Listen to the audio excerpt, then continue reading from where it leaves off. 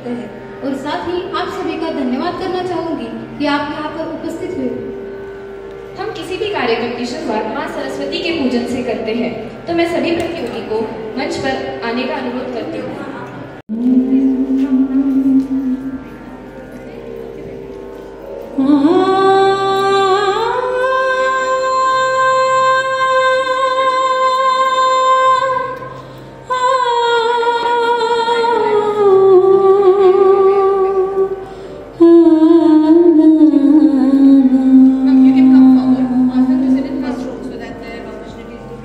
माता Saraswati Sharda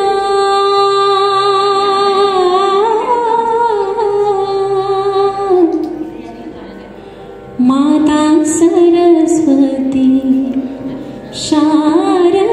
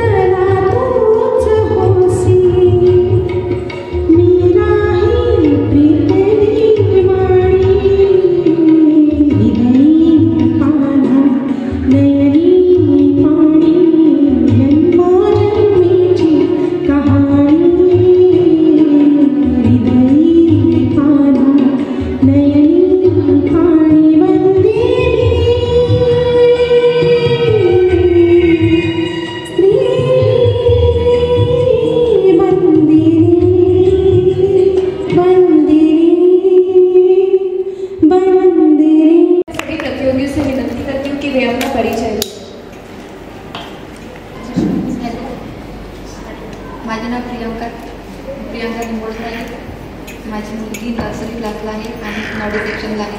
ma'am please mic जवळ बोला. आज आपण वुमन्स डे बद्दल प्रोग्राम सादर करणार आहोत. नमस्कार, माझं नाव मंजुषा आलगडे. माझा मुलगा 5th ला बबल सेशनला आहे. Good morning all of you. माझं नाव पूजा अमोल कुटरे आणि माझा मुलगा इथे सिनियर KG पेडिंग सेक्शनमध्ये आहे, कृष्णा अमोल कुटरे. माझं नाव साक्षी सोळंके. माझा मुलगा नर्सरीला आहे, विधान सोळंके, नववी सेक्शनला. मत कर विवश तू मुझको, कर प्रहार तुझे नष्ट करूंगी, आत्मसम्मान कायम रखूंगी, नारी हूं मैं खुद को गढ़ूंगी. आज हम बात करेंगे समाज में महिलाओं की सुरक्षा के बारे में. हमारे पुरुष प्रधान देश में पुरुषों को प्रोटेक्टर्स माना जाता है. लड़की जब शादी करती है तो यह माना जाता है कि पति उसकी रक्षा करेगा. तो ऐसी कौन सी जगह है जहां महिला सबसे ज्यादा सुरक्षित है? वो है उसका घर. तो चलिए देखते हैं कि क्या सच में महिलाएं घर पे सुरक्षित है. मैंने कुछ भी नहीं किया.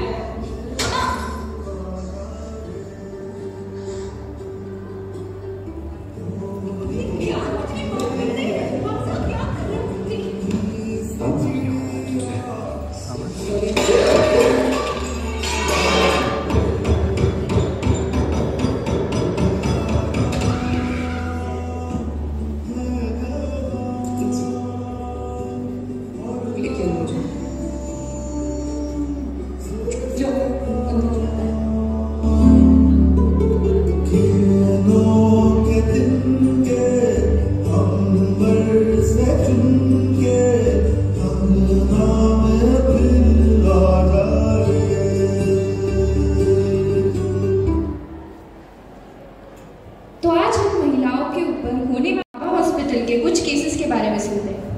अपराध मानते हुए भी समाज में इसे नजरअंदाज क्यों किया जाता है? या देवी सर्वभूतेषु मातृरूपेण संस्थिता नमस्तस्यै नमस्तस्यै नमस्तस्यै नमो नमः. आपण ज्या भारत देशात राहतो तिथे देवीचं स्थान जे आहे ते आपण आपल्या मातेचं जे स्थान आहे ते स्त्रीला देतो. मग ज्याप्रमाणे आपण आपल्या आईचं रिस्पेक्ट करतो तोच तो नवरा आल्यानंतर त्या बायकोचा जर रिस्पेक्ट करेल, त्याच्या पत्नीचा जर रिस्पेक्ट करेल तर तेच ते मुलं त्यांच्यापासून शिकतील. त्यामुळे आजही समाजात असं आहे की पुरुषप्रधान संस्कृती आहे. बऱ्याचशा ठिकाणी ह्या गोष्टी नॉर्मल मानल्या जातात. पण जर स्त्रिया जागरूक राहिल्या आणि त्यांनी कायद्याचं जर नॉलेज घेतलं, सगळ्या गोष्टींमध्ये आज प्रसारमाध्यमं आहेत, सगळ्या गोष्टी आहेत, त्यातून त्यांना भरभक्कम अशी माहिती मिळते आणि त्यांनी जर त्या ज्ञानाचा उपयोग केला तर कदाचित या गोष्टीपासून ते वाचवू शकतात स्वतःला, हा डोमेस्टिक व्हायलन्स थांबवू शकतात. आणि हे आपण म्हणतो 2020, 2025, 2030 केव्हा थांबणार आहे, कुठे थांबणार आहे ते त्याला आपण सांगू नाही शकत की हा जर नियम केला किंवा हा जर कायदा केला तर आपण ह्या हिंसा थांबवू शकतो. नाही, त्यासाठी स्वतः स्त्रीला स्वतःहून सक्षम व्हावं लागेल. कौटुंबिक हिंसाचार कायदा 2005 यानुसार जर आपण 2022चा सर्वे केला तर त्यानुसार अशी माहिती मिळते की 14 लाख आणि 19 एवढ्या केसेस आहेत त्या फक्त कौटुंबिक अत्याचार झालेले आहेत. आणि यामध्ये अनरिपोर्टेड केसेस अशा कितीतरी आहेत की ज्यांनी फक्त समाजाच्या भीतीने आणि लोक काय म्हणतील, आपल्या घरचे जे एखादी स्त्री विवाह होऊन तिच्या घरी जाते आणि त्यानंतर जर ती एखादी गोष्ट सांगत असेल तर त्याला यंग सपोर्ट जो असतो तिच्या आई वडिलांचा तो तिला मिळत नाही. कदाचित त्यामुळेच त्या काही कंप्लेंट्स करत नाहीत आणि ज्या कंप्लेंट करतात त्यांनाही कितीतरी प्रमाणात न्याय मिळतो. ही एक पाहण्याजोगती गोष्ट आहे. मला तरी असं वाटते की जर समजा एका महिलेनं दुसऱ्या महिलेला जर सुरक्षित ठेवलं तरच हे देश वाचू शकते. कारण की शक्यतोवर घरगुती ज्या म्हणजे हिंसा होतात ह्या एकतर तिच्या आई सासूबाईकडून किंवा तिच्या नंदेकडून झालेल्या असतात. घरात पुरुष हा फक्त जेवणापुरता आणि झोपण्यापुरता एवढाच येतो. दिवसभर तिचा संपर्क तिच्या सासूशी किंवा नंदेशी किंवा जाऊशी असा असतो. जेव्हा तो ड्युटीवरून किंवा बाहेरून घरी आल्यानंतर जर तिची सासू त्या मुलाला जर सांगत असेल की नाही तुझी पत्नी ही घरासाठी एकदम व्यवस्थित आहे किंवा ते आमचं सांभाळ व्यवस्थितपणे करत आहे, तू बाहेर जातोस, तू जेव्हा समजा मी तब्येत खराब असते किंवा काही असलं, माझी सून मला जेवढा सपोर्ट करते तेवढा तू करू शकत नाही, असं जर एकदम भक्कम त्या सासूने जर उचललं तर मला नाही वाटत की घरेलू हिंसा होईल. कारण की सगळ्यात जास्त घरेलू हिंसा होण्याचं कारण हे माझ्या सासूने माझ्यावर अत्याचार केले म्हणून मी माझ्या सुनेवर केले पाहिजे, याच्यामुळे जास्तीत जास्त अत्याचार होत आहेत. मॅडम, याच्यावर एक भर टाकते मी. मला कुठेतरी असं वाटते की याच्यात शिक्षणाचा खूप मोठी गरज आहे. जर आपण नुसतं बायांनाच नाही तर पुरुषांनी जर सुद्धा शिक्षणातून आपला काय म्हणतात त्याला लेवल वाढवलं, समजूतदारपणाचं लेवल वाढवलं, रिस्पेक्टचं लेवल वाढवलं, तर कुठे जाऊन आपण म्हणू शकतो की हां आपण ही हिंसा थांबवू शकतो. दूसरा कारण मला असं वाटते, मैं आई स्विच टू हिंदी.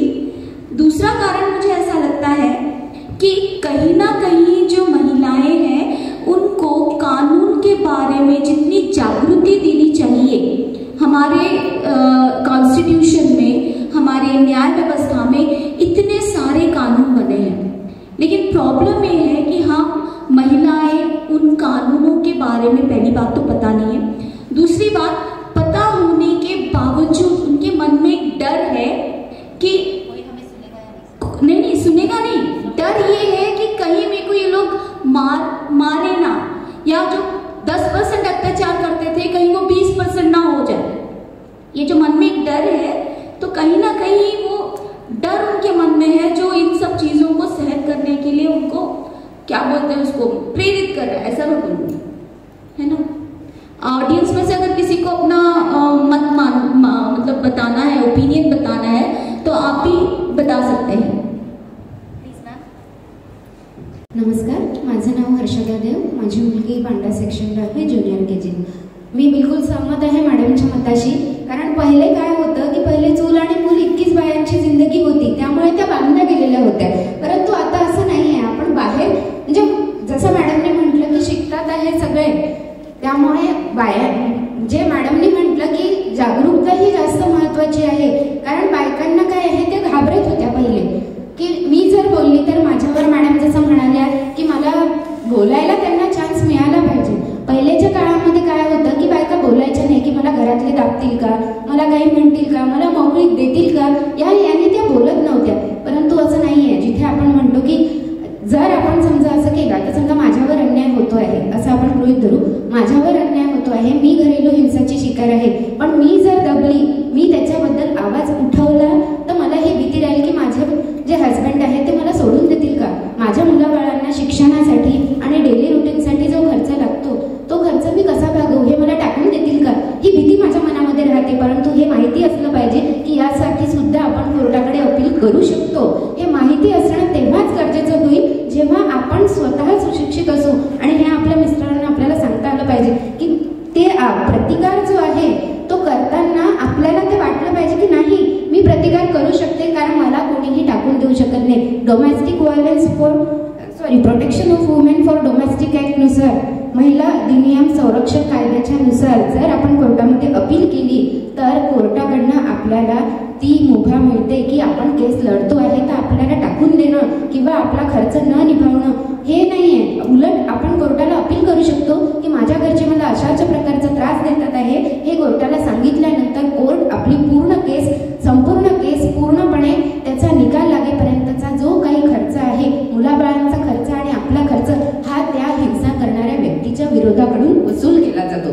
त्यामुळे ही मनातून भीती काढून टाका की मी जर बोलली तर माझा नवरा मला टाकून देईल, मी जर बोलली तर माझ्या घरचे मला टाकून देतील किंवा समाज काय म्हणेल, ही भीती कुठेतरी बायकांनी स्वतःच्या मनातली कमी केली पाहिजे, तरच हे होईल. कारण लढा हा म्हणजे आपण काय म्हणतो, घरेलू हिंसा म्हणजे काही फक्त मारझोड करणं किंवा हे करणं नसतं. घरेलू हिंसा ही बाईला जन्मापासूनच भोगावी लागते. अगं तुला पहिली मुलगी आहे का, अगं बाई दुसरा मुलगा नाही झाला का, मुलगीच झाली, हे हिंसा, ही तुमची हिंसा जन्मापासूनच सुरू होते आणि ही कुठेतरी थांबली पाहिजे. का त्या पोरींनी जन्म झाल्याच ऐकावं की मी दुसरी मुलगी आहे, ही सुद्धा एक प्रकारची हिंसाच आहे. हिंसेचे अनेक प्रकार असतात. तुम्हाला तुमचा नवरा मारतो म्हणजे हिंसा करतो, नो.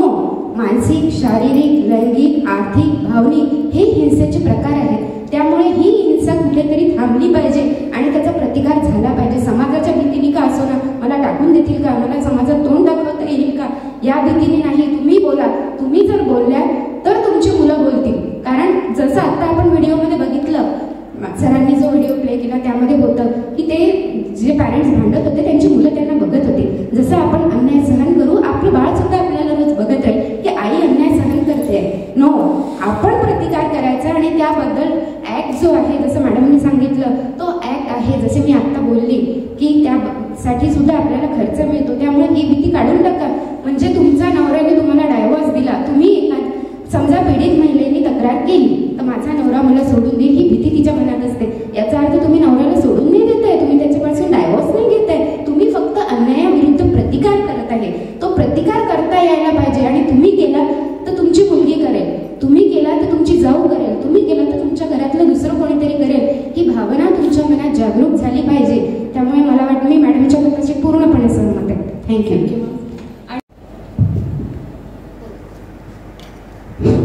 मला तरी वाटते की आपण जे घरात वागतो ते सगळं मुलं पाहत आहेत, हे सगळं मॅमचं बरोबर आहे किंवा मुलींना शिकवण्याची जबाबदारी आपली आहे. पण मुलींना हेही माहिती पाहिजे की तू मला दे किंवा नाही दे, पण मी जर जन्माला आली तर मी माझ्या मनगटात दम ठेवून आलेली आहे. जर मी भाकरी बनवू शकतो तर मी भाकरी कमवू शकतो. जर तू मला वागवण्याची ताकद ठेवत नाही तर तुझ्या पैशाची गरज मला लागणार नाही. जेव्हा मला त्याची गरज लागेल तेव्हा मी कायद्याकडून घेईन. पण जर समजा घरेलू हिंसा झालाच नाही तर पुन्हा आपण हा विचारतोय की आपल्याला ऍक्ट आहे, ठीक आहे, आपल्याला फुल सपोर्टिंग मिळू शकते. पण जर समजा घरातल्या स्त्रियांनी ठरवलं की आपल्या घरात हा विषय झालाच नाही पाहिजे तर आपल्याला ऍक्टपर्यंत जायची गरजच लागणार नाही. कारण की जो घरातून बाहेर, मी असं नाही म्हणत आहे, जो त्या पोलीस स्टेशन किंवा कोर्टाच्या पायरीपर्यंत गेला त्या सगळ्यांचं नुकसान झालं. मुलांचं झालं, आईवडिलांचं झालं, सासू सासऱ्यांचं झालं, विथ नवऱ्याचंही झालं. मग जर समजा आपण ऍक्ट भेटेल, ठीक आहे, सगळ्या सपोर्टिंग सगळ्या सुविधा लेडीजसाठी केलेल्या आहेत, पण आपण आता विचार करतोय की महिलांच्या हिंसा रोखल्या कशा जातील. तर रोकायसाठी जर विचार केला तर हा आपल्या घरापासून सुरुवात करा. मी तर म्हणते मला 2 मुलं आहेत, एक मुलगा आणि एक मुलगी. मला माझा मुलगा बाहेर मॅडम प्लीज पर्सनल याच्यावर नेऊ नका. आपण जनरल टॉपिक पर्सनल नाही बोलत. तुम्ही माझ्याबद्दल म्हणजे स्वतःबद्दल बोलत आहे म्हणून नाही, माझ्या घरी मुलं आहेत तर डोंट माइंड. आपल्याला आहे की नाही ओव्हरऑल जनरल व्ह्यू प्रेझेंट करायचा आहे. ऐका ना, मी असं म्हणते फक्त समजा जर माझे 2 मुलं आहेत तर माझे 2 मुलं जेव्हा मोठे होतील तेव्हा माझ्या म्हणजे एक्झॅक्टली असं सगळ्यांची म्हणते मी की जर समजा आपल्याला 2 मुलं आहेत तर आपण आपल्या मुलीला म्हणतो की तू मुलगी आहेस, तू असं वागू नको, तू आवाज करू नको, तू मोठ्यानं बोलू नको. तिला सांगा तुला जसं वागायचं तसं वाग, पण सगळ्यांची सुरक्षा, सगळ्यांचं म्हणजे आपली परंपरा रूढी सगळं जपत. मी असं नाही म्हणत आहे की बा तू सगळ्यांना तोड देऊन वाग, तसं तोड देऊन वाग हे मला म्हणायचं नाहीये. पण आतापासून तिला सपोर्टिंग असं करा की जर आपण महिला आहे तर आपल्यात तो दम असला पाहिजे की आपण भाकरी बनवू शकतो तर भाकरी कमवू शकतो, एवढी ताकद तिच्यात ठेवा. म्हणजे आतापासून ते आपण डोमेस्टिक व्हायलन्सवर बोलत आहे, आपण त्याच्यावरच बोलूया. साक्षी मॅडम, तुम्हाला काही तुमचं मत मांडायचं असेल तर तुम्ही बोलू शकता. म्हणजे आताचं मुलांवर याचा मानसिक असर होतो का? जे घरेलू हिंसा होतात त्याच्यावर मुलांवर मानसिक असर होतो. जसं वातावरण घरामध्ये ते बघतील तर त्यांच्यावर तो प्रभाव पडणारच आहे ना. म्हणजे आता आमचे फॉर एक्झाम्पल घेते, आता मी काहीतरी वाद होतोय घरामध्ये, त्याचा प्रभाव त्याच्यावर पडणार. म्हणजे माझा मुलगा किंवा कोणीही असेल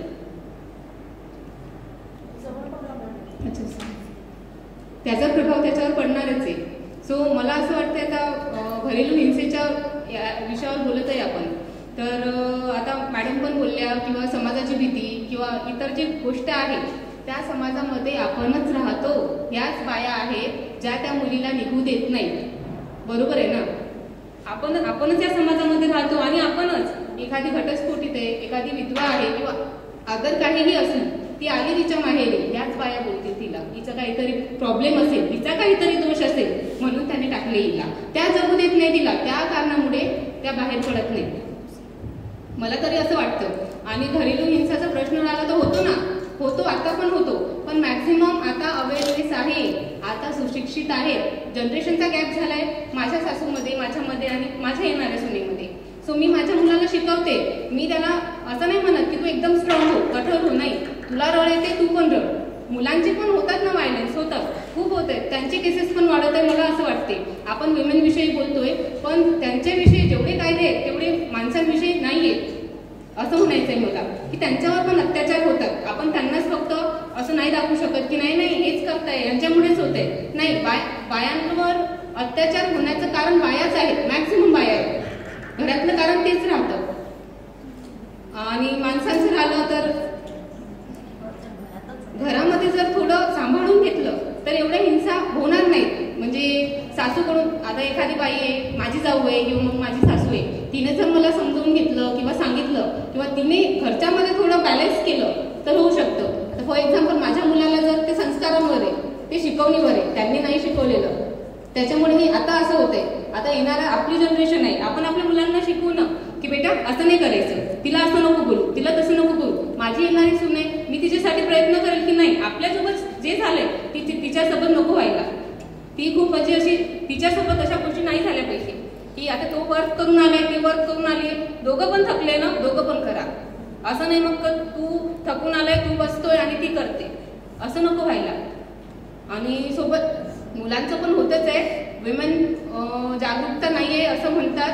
गावाकडे भरपूर ठिकाणी आहे की मुलांविषयी म्हणजे मुलींविषयी असं होतं की आता पण मुली झाल्या तर असं नाक मोड्या मारल्या जातात की हां मुलगी झाली, 2 मुली झाल्या, अरे आता कसं होणार. बऱ्याच ठिकाणी होतं, पण आता अवेअरनेस पण भरपूर झालेली आहे आणि सोशल मीडियावर पण खूप काही गोष्टी आहेत अशा ज्याच्यावरनं मुली अवेअर आहेत आता. आणि आताच्या मुली असं झालंय की आता ऍडजस्ट करत नाही, त्याच्यामुळे पण प्रॉब्लेम होते. ऍडजस्ट करायला शिकत नाही मुली आता. म्हणजे आता त्यांना असं होतं की ठीक आहे नाही होत माझ्याच्यानं, नाही राहत, झालं, सोडला गेला संसार, असं नाही चालत ना. जिथं होतंय की आता शोषण खरंच होतंय तिथं आपण मान्य करू, पण काही मुली म्हणजे बाया म्हणा, मुली म्हणा, त्याचा गैरफायदा पण खूप उचलत आहे. आपण डोमेस्टिक व्हायलन्सचा मुलांवर काय प्रभाव पडतोय याच्यावर बोलत आहे. काय इंडिपेंडेंट ते सेल्फ डिपेंडेंट सडन डिसिजन्स घेतात, आपण याच्यावर नाही बोलत आहे. मुलांना काय संस्कार करतात आपल्या घरातला व्हायलन्समुळे. घरातला व्हायलन्स आपण कंट्रोल करू शकतो, एक गोष्ट, घरातला व्हायलन्स आपण कंट्रोल करू शकतो. पण काय जर हेच व्हायलन्स कुठे बाहेर घडलं तर त्याच्यावर बाहेरच्या व्हायलन्सवर कंट्रोल नाही, याच्यावर एकच माणसाचा कंट्रोल आहे, ते आहे आपला इंडियन गव्हर्नमेंट. ठीक आहे, पोलीसचे जे व्यवस्थापन आहे किंवा गव्हर्नमेंटने जी पॉलिसीज काढलेली आहेत याच्यावर सगळ्यात महत्वाचा मुद्दा म्हणजे रोल काय आहे की गव्हर्नमेंटने म्हणजे खूप साऱ्या नियम वगैरे कानून वगैरे काढलेले आहेत, तर तो खूप महत्वाचा आहे. इंटरनल डोमेस्टिक व्हायलन्स आपण ॲज अ फॅमिली मेंबर्स म्हणा त्यांच्यावर तेवढं संस्कार करतो आहे, पण बाहेरचं काम आपलं डोमेस्टिक काम तर जेवढ्या वर्किंग वुमेन आहेत त्या मला सांगा कुठेतरी सेफ आहेत का? त्यांच्या ऑफिसमध्ये जेव्हा त्या पण त्या पूर्ण कपड्यांमध्ये असतात, सगळं व्यवस्थित असते, पण समोरच्याची नजर सांगते की तो आपल्याला झेरॉक्स काढतोय, तेव्हा काय? चाइल्ड व्हायलन्स बद्दल म्हटलं तर मला वाटते चाइल्ड हेल्पलाईन नंबर्स पण आहेत आणि काही फॅमिलीज मध्ये तर मी लिटरली असं केस पाहिलेला आहे की मुलगा आईला म्हणतो तुम्हाला जास्त बोलायचं नाही तर मी चाइल्ड हेल्पलाईन नंबरला फोन करतो. त्याचे इतपत मुलांपर्यंत त्या सगळ्या गोष्टी पोहोचलेल्या आहेत, अवेअरनेस आहे मुलांमध्ये. आणि जसं आता आपल्या स्कूलमधूनही मुलांना जे सगळं सांगितलं जाते त्याच्यामुळे सगळं मुलांना समजते. पण फक्त घरेलू जर विचार केला तर घरेलूसाठी आपण घरातल्या स्त्रिया अशा आहोत की आपण ज्या गोष्टी घरातल्या घरात आपण करू शकतो, कंट्रोलमध्ये करू शकतो. जर समजा मी जसं बोलली की माझ्या सासूने केल्यावर मी माझ्या सुनेवर असंच करावं हे जर बंद झालं किंवा एक पुरुष हा फक्त काही वेळापर्यंत करत असतो, सगळं घर संसार हा महिलांवर आहे, तर घरातलं घरेलू हिंसा हा महिलाच कमी करू शकतात. कारण ऍक्ट आपण झाल्यानंतर करू शकतो, आपल्यावर हिंसा झाल्यानंतर आपण ऍक्टचा हे घेऊ, सपोर्ट घेऊ. पण जर समजा आपण हिंसा केलीच नाही तर जर प्रत्येक स्त्रीनं ठरवलं की मला माझ्या सुनेवर किंवा माझ्या जवळच्या व्यक्तीवर करायचं नाहीये तर ते रोखू शकेल. मी तेच म्हणत आहे की घरूनच झाली पाहिजे ना. जे असं झालेलं आहे की डोमेस्टिक व्हायलन्समुळे तो त्याच्या आईवडिलांच्यामुळे तो वेगवेगळ्या ठिकाणी एका ठिकाणी तो सेटल नाही झालाय. म्हणजे कधी तो काय ते कुंभमेळा त्याच्यामध्ये जाऊन तो शोध करत आहे. म्हणजे त्याला लग्नाविषयी असं वाटत नाहीये की आपण लग्न करायचं आणि सेटल व्हायचं याच्यापासून तो दूर गेलेला आहे. तर कारण फक्त तेच आहे की त्यांनी घरी पाहिलेले जे आई वडिलांचे जे भांडणं आहेत त्याचा परिणाम त्याच्या मानसिक डोक्यावर झालेला आहे. त्याच्यामुळे तो त्या लग्न व्यवस्थेची संबंध ठेवण्याच्या याच्यामध्येच नाही, मेंटॅलिटीमध्ये नाही आहे तो. आणि जर समजा त्याला मुलांना जर चांगलं वातावरण घरातून मिळालं, त्यांच्या नजरेसमोर जर दिसलं की वडील कुकिंग करत आहेत, वडील कपडे धुत आहेत, वडील वेगवेगळं म्हणजे आईला मदत करायची जी इच्छा आहे वडिलांची, ते पाहून ती मुलं त्या पद्धतीने शिकतात आणि तो दृष्टिकोन त्यांच्या डोक्यामध्ये राहतो.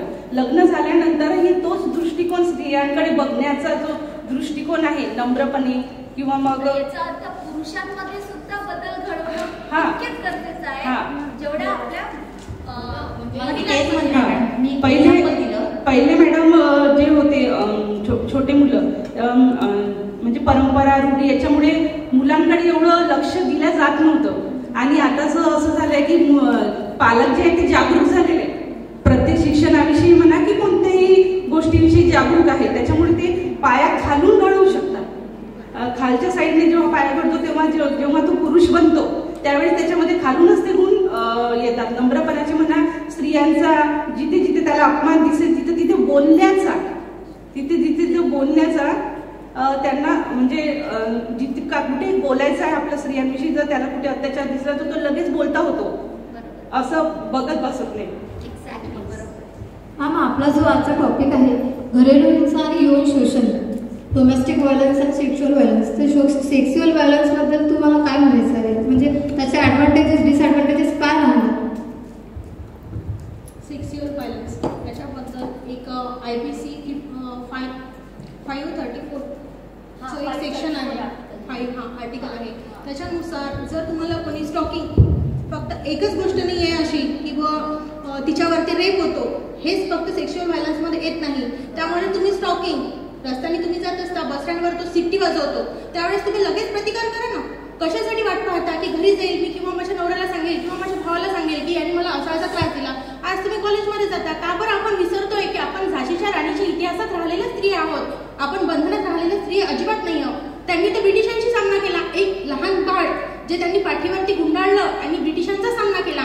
तर आपण या रोमिओ झाले, हे झाले, यांना आपण कधी तरी देऊ शकतो, कधी त्यांना दोन ढोसे लावाय ना. त्यासाठी आपल्याला स्त्रियांना बलवंत व्हावं लागेल, त्यासाठी स्त्रियांना त्यांची फिजिकली मेंटली त्या स्ट्रॉंग असल्या पाहिजे.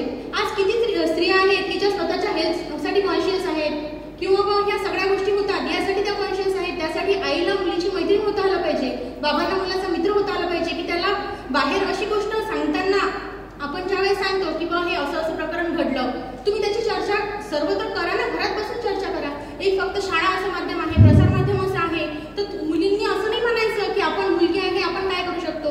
सगळ्या ठिकाणी तर वर्किंग वुमेन आहेत, आज कामाच्या ठिकाणी जातात, किती ठिकाणी त्यांचा लैंगिक छळ केला जातो, पण त्या म्हणतात का नाही. बसमध्ये जातात, एकट्या जातात, कॉलेजमध्ये जातात, किती ठिकाणी त्यांचा छळ होतो. फक्त त्यामध्ये एवढंच येत नाही, इकॉनॉमिक व्हायलन्स आपण जर पाहतो तर घरामध्येही असं होते. आणि आजही किती स्त्रिया आहेत की ज्या पगार कमवून आणतात आणि त्यावर फक्त त्यांचा एकटीचाच अधिकार आहे, असं आजही प्रत्येक घरामध्ये होत नाही. कारण आपण समाजात आजही पाहतो 32% स्त्रिया अशा आहेत की त्यांच्यावर आजही अत्याचार होतच आहेत. आज आपण इथे महिला दिनाच्या कार्यक्रमासाठी एकत्र झालोय, किती स्त्रियांना स्वातंत्र्य आहे की त्या त्यांच्या मनाने जाऊ शकतात, कोणत्याही कार्यक्रमात इन्व्हॉल्व होऊ शकतात? नाही होऊ शकत, कारण पितृसत्ताक जी आहे ती आहे आपल्या घरात, अजूनही पितृसत्ताक चालवत आहेत. आणि जे आपण म्हणतो या गोष्टीवर आपण उघडपणे चर्चा करत नाही. आज एक लैंगिक शिक्षणाचं सेशन केलेलं आहे तयार, की जे शाळेमध्येही मुलींना देतात, गुड टच बॅड टच हे समजून सांगतात. तसं मुलींना आपण घरातही सांगितलं पाहिजे ना. कशासाठी आईने कशासाठी माघार घ्यायची, ह्या सगळ्या गोष्टी आहेत, ह्या प्रॅक्टिकल आहेत, ह्या सांगितलं पाहिजे. झाशीच्या राणीने ब्रिटिशांशी युद्ध केलं, ती मानली का? तिने तिच्या स्वतःला स्वीकारू दिलं का इंग्रजांना? नाही स्वीकारू दिलं ना. आनंदी गोपाळ जोशी, डॉक्टर आनंदी गोपाळ जोशी ज्या होत्या त्या पहिल्या महिला डॉक्टर होत्या. त्यांना संघर्ष कमी नव्हता, त्यांनी सगळ्यांचा कौटुंबिक संघर्ष होता. त्यांना फक्त एक गोपाळराव होते की ते त्यांच्या सोबत होते, पण बाकीच्या समाजाने ते विरोध केला ना, तरी त्या परदेशात जाऊन डॉक्टर झाल्या. फार कमी काळ त्या आपल्याला लाभल्या प्लेगच्या साथीमुळे. मला असं म्हणायचं आहे की आजचा टॉपिक आहे आपला महिलांवर हिंसा, ही जी महिलांके खिलाफ जो हिंसा हो रही है ही कधी थांबेल? आपल्याला यासाठी मला असं वाटतंय, याला जे घरेलू आणि यौन शोषण पुढे लिहिलेलं आहे, तर बघा आपण याच्याकरिता हेल्पलाईन, आपल्याला कायदे, सगळ्या गोष्टी आज माहीत असताना ही एक लांछनास्पद आणि खेदास्पद बाब आहे जी रोजच्या न्यूजला आपल्याला दिसते.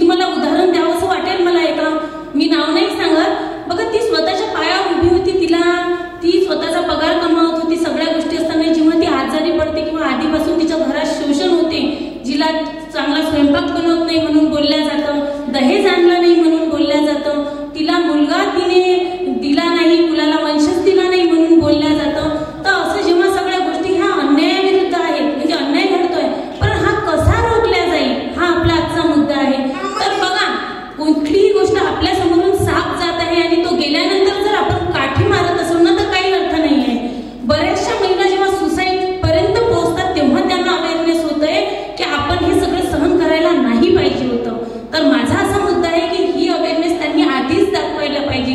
जेव्हा ज्या गोष्टीची गरज असते ना, त्या गरजेच्या वेळेस जर आपण सजग झालो, ज्याला बघा आपण एक दस्तक म्हणतो, जेव्हा प्रत्येक वेळेस काहीतरी घडते ना, तेव्हा तू एक त्याची दस्तक म्हणजे एक इशारा आपल्याला देत असतो.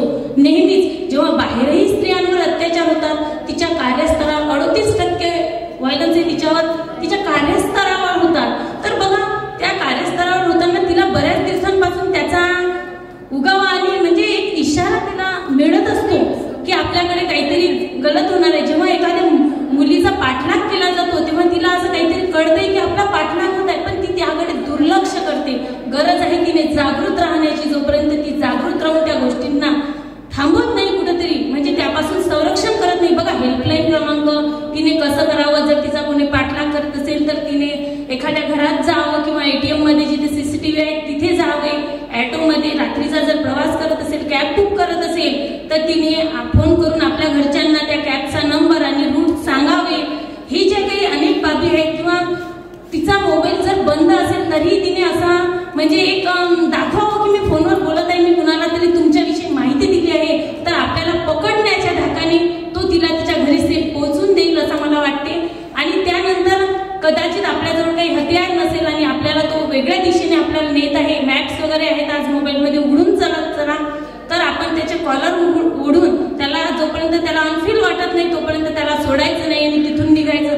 ह्या सगळ्या अवेअरनेस असतानाही आज ह्या समाजात गोष्टी घडत आहेत. याला कुठेतरी आपल्याला थांबवायचं आहे.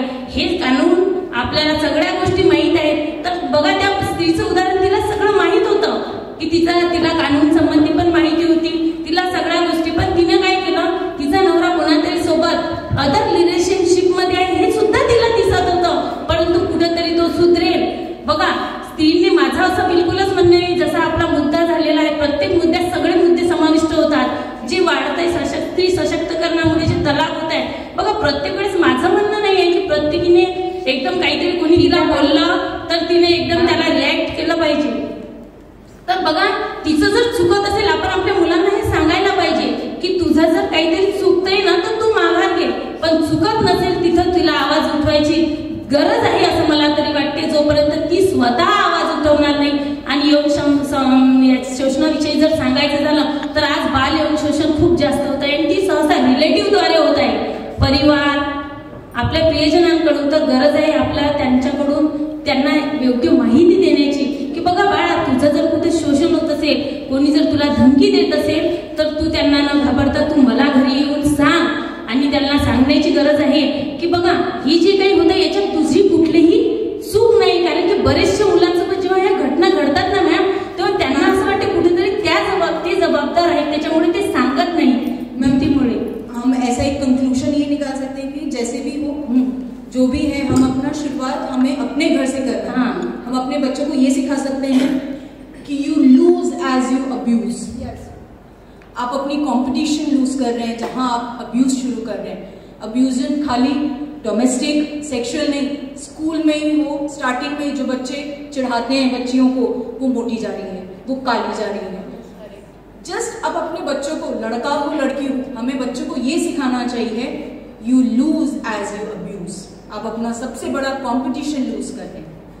बघा त्यांच्या मानसिकतेवर खूप जास्त परिणाम होतो. जेव्हा लहान मुलांवर जेव्हा अत्याचार घडतात ना, तेव्हा ते म्हणूनच सांगायला भितात. त्यांचे अख्खं आयुष्य बर्बाद होतं. जेव्हा ज्यांच्याकडून होतं ते तर समाजात ताठमानेनं जगतात, पण आपल्यालाही त्यांना हे सांगायची गरज आहे की याच्यात तुझी कुठलीही चूक नाही, तू या गोष्टीला सांग. बऱ्याच वेळा मुलं तर मॅम सांगत पण नाही.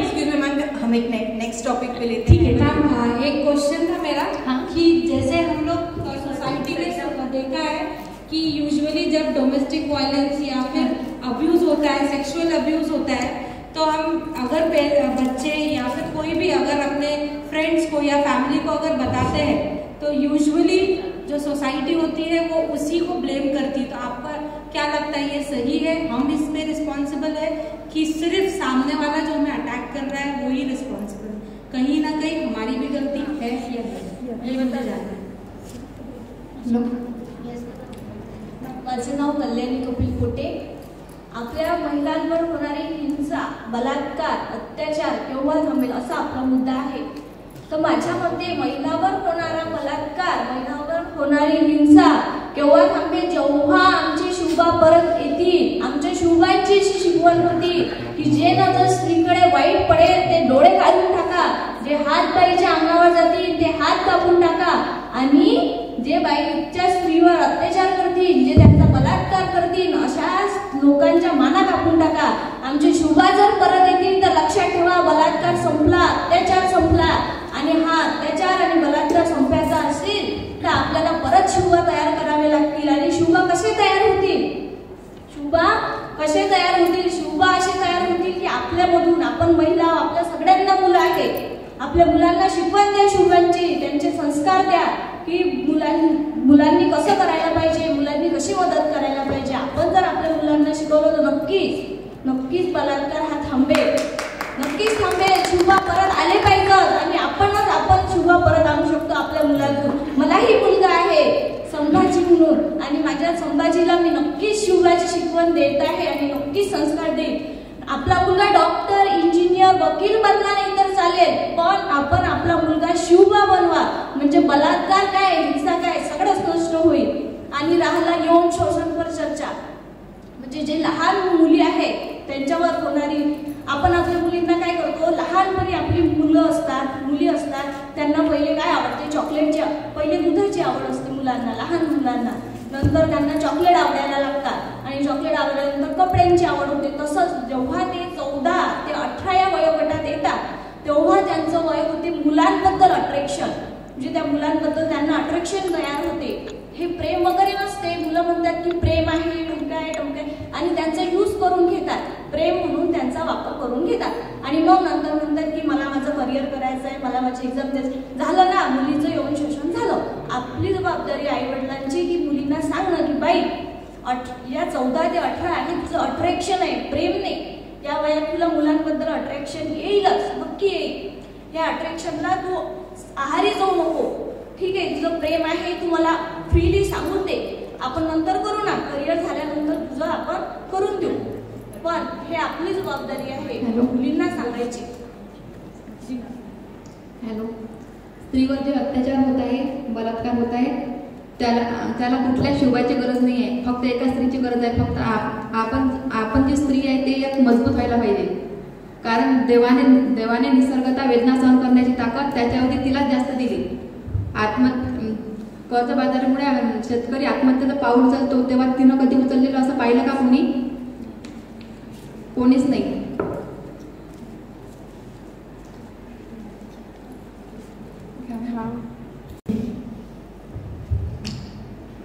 गरज आहे, हो आहे, गरज आहे, पण घडवणार कोण?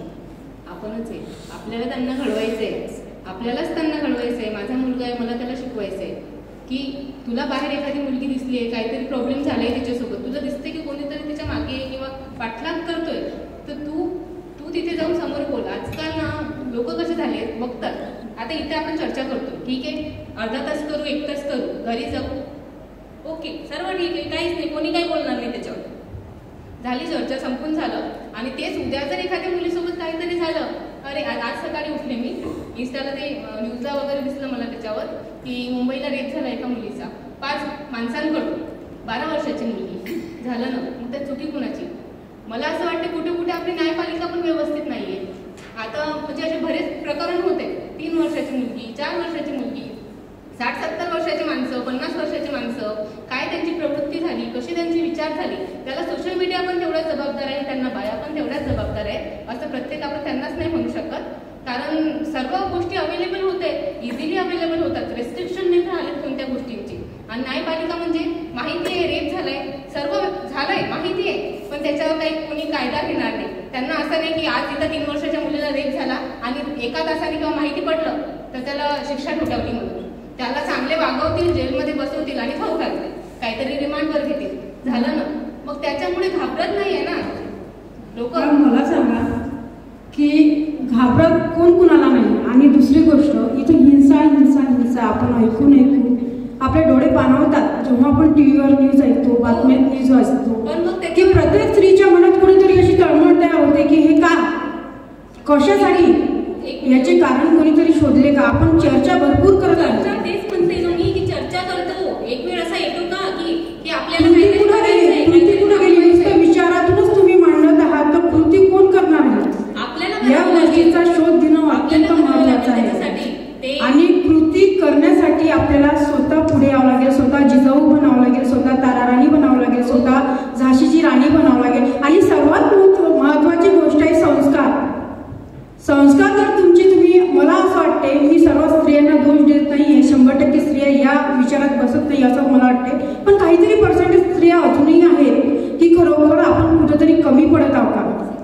स्वतःला शोधण्याची गरज आज आपल्याला आलेली आहे की आपण मुलांना संस्कार देताना कुठेतरी कमी पडत आहोत. प्राचीन काळापासून स्त्रियाचा इतिहास जर पाहिला तर त्या स्त्रिया काल विषय झाला सशक्तीकरणाचा, पण स्त्रिया खऱ्या अर्थानं सशक्त झाल्या का? आर्थिक प्रबळ झाल्या, पुरुषाच्या बरोबरीनं आर्थिक स्थितीमध्ये त्या प्रबळ होत आहेत, परंतु त्या खऱ्या अर्थानं सशक्त होत आहेत का? या प्रश्नाचं उत्तर कोणी शोधलं का? एक मिनिट, मला एक म्हणजे बघा मॅडमनी मुद्दा सांगितला होता की ह्या ज्या घटना घडत आहेत याच्या मागं फक्त महिलेचाच म्हणजे एकच गोष्ट याला जबाबदार आहे का? बघा मी असं म्हणू शकत नाही की प्रत्येक पुरुष हा वाईट आहे काही आणि प्रत्येक महिला ही चांगली आहे असंही मला म्हणायचं नाही आहे. दोन्ही बाजूने विचार करायला शिकायला पाहिजे आणि एका नाण्याच्या दोन बाजू हे नेहमीच असतात. जेव्हा एखाद्या स्त्रीवर अत्याचार होतो जरुरी नाही की पूर्ण तिचीच चूक असेल किंवा होऊ शकते एखाद्या वेळेस तिच्या चुकीमुळे सुद्धा ह्या गोष्टी घडून येतात, हेही सत्य स्वीकारायला आपण पाहिजे. कारण की बघा बऱ्याच वेळेस आपण रस्त्यात पूर्ण काटे आहेत म्हणून पूर्ण रस्त्यात गालीच्या टाकत नेत नाही ना, आपण आपलं संरक्षण कसं करायचं म्हणून आपण आपली चप्पल घालून त्यावर चालतो. तर बघा बऱ्याच गोष्टी ह्या नजरेद्वारे घडतात, त्याच्यामुळे आपण आपली मर्यादा कुठपर्यंत जपायची. बघा होणारी गोष्ट ही चापून चापून लुगडं नेसणाऱ्या स्त्री सोबतही घटना घडते, परंतु बरेच वेळा काय होते ना, जेव्हा एखादी स्त्री अर्ध कपडे घालून बाहेर जाते तिनेही तिची मर्यादा पाळायला पाहिजे. कारण की बाहेर सगळे राम नाहीत ना, त्याच्यात काही रावणही बसलेले आहेत. तर गरज आहे आपल्याला आपणही कुठपर्यंत आपली मर्यादा पाळली पाहिजे आणि जेणेकरून आपण आपली मर्यादा पाळायची. आणि तर असं म्हणत नाही मी मर्यादा पाळते म्हणून ह्या सगळ्या गोष्टी थांबल्या आहेत, पण कुठंतरी या गोष्टीला बढावा देत आहेत, वाढवत आहेत आपली ही जीवनशैली. खूप छान मॅम, थँक्यू सो मच. आपल्याकडे बाकी स्पर्धक आहेत, आपण त्यांनाही वेळ द्यायला हवा. एक मिनिट फक्त सांगितलं की म्हणजे लुगडं चोफून चाफून घातलं तरी सुद्धा अशा केसेस घडतात. आणि आता सांगितलं की आपण कपडे छोटे म्हणजे घातले म्हणून होऊ शकते, पण मला काही प्रमाणात पण मला चुकीचं आहे. कारण पण घडत आहे, कारण आता 4 ते 5 वर्षाच्या मुलीवर बलात्कार होत आहे, तर मला हे सांगा की त्या मुलीने कुठल्या प्रकारचे कपडे घालायला पाहिजे. मला ज्या प्रकारे मुलींना आपले संस्कार देतो त्याच प्रकारे आपण मुलांनाही सांगितलं पाहिजे की बाई आपण जसं आपल्या आईला बहिणीला पाहतो तसंच परस्त्रीला पाहायला पाहिजे. ते कशाही प्रकारे कपडे घालून आपला नजरिया आपल्या मुलाला आपण हे सांगायला पाहिजे की नाही हे येणे कपडे कसे घालू. आपली संस्कृती बऱ्याच वेळा म्हटलं जाते ना की आपण मुली ह्या वेशा नाही तर पुरुषांच्या नजर ह्या वेशा आहेत. माझं म्हणणं प्रत्येक वेळेस एकाच गोष्टीला जबाबदार ठरवणं नाही आहे. बघा लहान मुलांवर पण अत्याचार होतात, परंतु हे कशामुळे होत आहे, हे मानसिकतेत जो बदल पडला आहे, विकृतीची डोक्यात आहे. स्त्रीला फक्त एक जे शोषण म्हणजे एक स्त्रीला काय झालंय माध्यम बनवलंय ती फक्त कामापुरती आहे, काम करण्यासाठी किंवा स्त्रीचं जे कार्य आहे ते स्त्रीने केलं पाहिजे. शारीरिक हिंसा मला वाटते त्याप्रमाणे कमी होत आहे, परंतु मानसिक हिंसेचं प्रमाण मला असं वाटत आहे वाढत आहे. शारीरिक हिंसा पण आज जास्तीत जास्त वाढत आहे. आपण न्यूजला लहान बरोबर आहे, आपण हिंसा झालं, पण याच्यावर एक शेवटचा उपाय हाच निघते आपल्याकडे की आपण सर्वांनी एकजूट होऊन या सगळ्याचा पीडित आहे त्यांची मदत केली पाहिजे आणि हे जे आपला समाज आहे ते घरेलू आणि यौन हिंसा मुक्त बनवायला पाहिजे. आपल्या हम आप सभी को